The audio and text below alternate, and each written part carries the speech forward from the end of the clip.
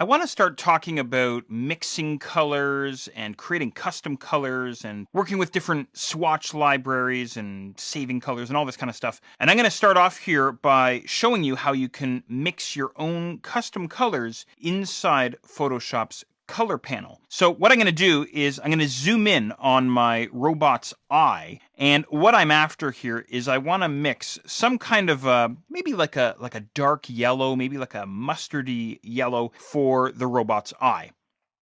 So, of course, what I could do is I could go and use a pre-created yellow that we already have as a part of the swatches panel. But instead, I think what I'll do is I'll go and mix my own custom color instead. And I'm going to do so, as I say, inside Photoshop's color panel. Now, as always, if you don't have your color panel open, head to the window menu and look for color. And you're going to see a series of sliders. You may see what I see here, C, M, Y, and K sliders, or you may see R, G, and B sliders. We'll talk about the sliders in just a moment. And then below the sliders that you have there, we also have a color ramp. Now, what you can do here inside your color ramp is you can sample color out of the color ramp. As you can see, when I bring my cursor over top of this color ramp, my cursor changes to an eyedropper, and I can begin selecting colors here, something like this. So maybe it's into the purples that I'm after, or maybe into the reds. In fact, you can even drag your mouse inside this color slider, and you can see your sliders there towards the top are going to automatically adjust themselves, right? Maybe something like that, maybe into the oranges, right?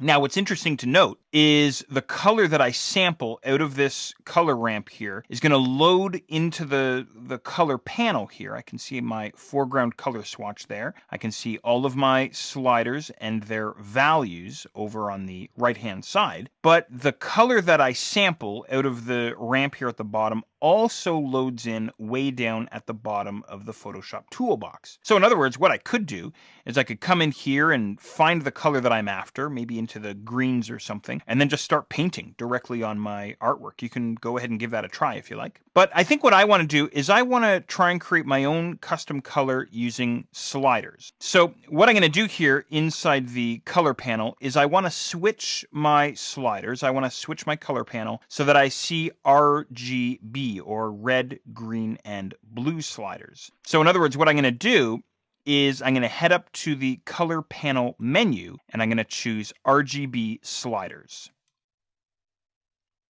Okay, now what happens is I now have 3 sliders, one for red, one for green, and one for blue. So what I could do is I could reduce down all of my sliders. In other words, I could drag them all towards the left, and what I get is pure black.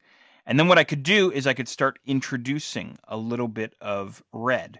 Maybe a lot of red. It all depends on what I'm after, right? Maybe I could bring in a little bit of green, maybe something like this, right? And by the way, your red, green, and blue sliders work on a scale from 0 to 255. So in other words, if I crank the red slider all the way to the right, I'm going to get a value of 255. That's how the RGB color space works. So I can continue along here trying to mix in some colors here, trying to find a color that I'm after, or what I could do is I could crank all 3 sliders to their maximum, drag them all the way to the right, all 3 of them.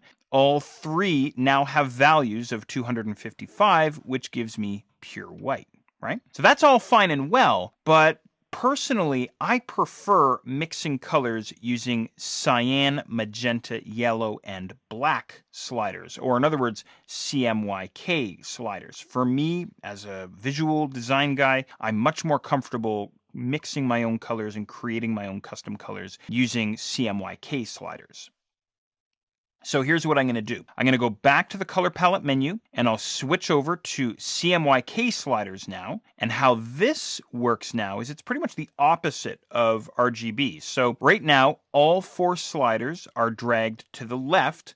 All 4 sliders are set to 0% and I get pure white. If I drag all 4 sliders to the right, something like this, what I'm going to wind up with now is pure black. I hope that makes sense. And instead of 0 to 255, now what we have with CMYK is 0 to 100%, right? So when I'm mixing colors with CMYK sliders, I think of an artist, a traditional artist, mixing paint pigment on his palette. So imagine he's sitting there going, all right, well, I'm going to put just a little bit of blue in, maybe about 50% blue, something like this, and then I'll add in 25% magenta, something like that, and that gives me this color here, and then maybe we'll put a lot of yellow in there, and that gives me this olive, sort of this olive green color. Maybe I'll pull out some cyan, and that'll get me closer to that sort of that mustardy yellow that I was after, right? So that's kind of the idea there. So go ahead and mix a color there. You can either use your CMYK sliders or your RGB sliders. It's completely up to you. Or if you're having trouble with this, you can certainly use your color ramp across the bottom to find a color that you're after. And don't forget, whatever happens here inside the color palette, the mixing that we're doing, happens